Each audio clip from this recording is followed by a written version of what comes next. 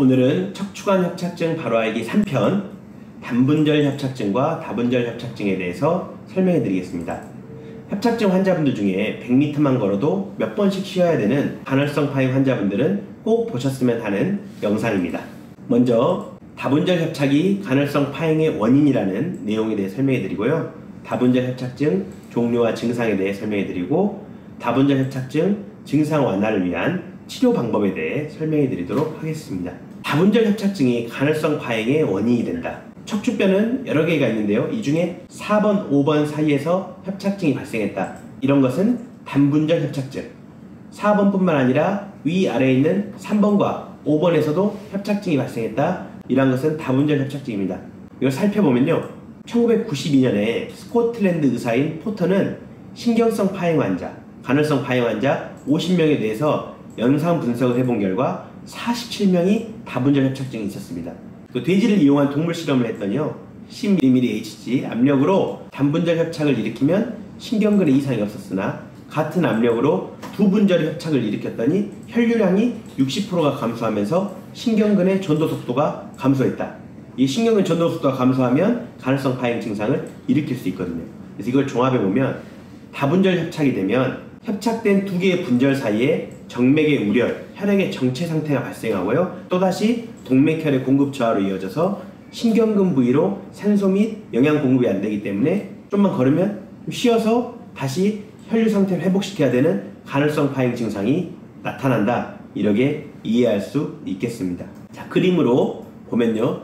이것이 정상적인 척추입니다. 여기는 막히는 게 없죠. 자, 두 번째 그림은 지금 이곳에서 단분절 협착이 일어났죠. 하지만 단분절 협착이 일어난다 해서 이 혈액에 우렬 상태가 발생하지 않아요. 근데 세 번째 그림 보면 지금 다분절 협착이 발생했는데요. 이 다분절 협착된 두 개의 협착된 분절 사이에서 정맥의 우렬이 발생하는 거죠. 이러한 정맥의 우렬이 신경근에 대한 동맥혈의 공급 저하를 일으켜서 간헐성 파행을 일으키는 것입니다. 다분절 협착증에도 종류가 있는데요. 이러한 종류에 따라서 증상이 다르게 나타납니다. 상위 분절에서는 중심성 협착이 발생하고 하위 분절에서도 역시나 중심성 협착이 발생하는 경우는 양발 모두에서 파행이 나타나고요. 상위 분절에서 중심성 협착, 하위 분절에서는 한쪽에 신경관 협착이 발생하는 경우에는 한쪽으로만 간헐성 파행이 나타난다. 이러한 내용이 논문에 있었습니다. 그러면 이 다분절 협착증과 간헐성 파행 증상을 완화시키는 치료 방법은 무엇이 있을까? 먼저 이 협착된 부위를 치료하는 게 좋겠죠. 그래서 협착된 부위에 압력을 해소시키는 도침 치료가 필요해 보이고요. 두 번째는 일반 침치료를 통해서 하지 부위의 신경을 자극하면 동물 실험 결과 하지 부위의 신경 자극 시 마미 신경총 혈류량이 300% 이상 증가했습니다. 즉 혈류 순환이 개선이 되는 거죠.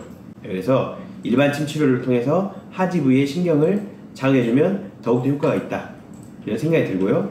금낭화, 강황, 현오색 등 어혈을 해결하는 한약재를 투여하게 되면 정맥 우렬 상태라든지 척추의 순환 문제들이 해결되기 때문에 다분절 협착증과 간헐성 파행에 효과가 있겠다는 생각이 듭니다. 집에서도 간단히 할 수 있는 방법이 있는데요. 이 태계혈이라고 하는 혈자리를 자극하면 이 하지 부위와 척추 부위의 혈류 개선이 돼서 다분절 협착증과 간헐성 파행에 매우 좋을 것으로 생각됩니다. 이 태계 부위는 바로 이 발 안쪽에 중화뼈와 뒤에 있는 아킬레스건 사이에 있는 혈자리입니다. 오늘은 간헐성 파행과 다분절 협착, 척추관 협착증 환자를 괴롭히는 이러한 증상들, 이 원인들에 대해서 알아보았습니다. 또 다음 시간에 뵙기로 하겠습니다. 감사합니다.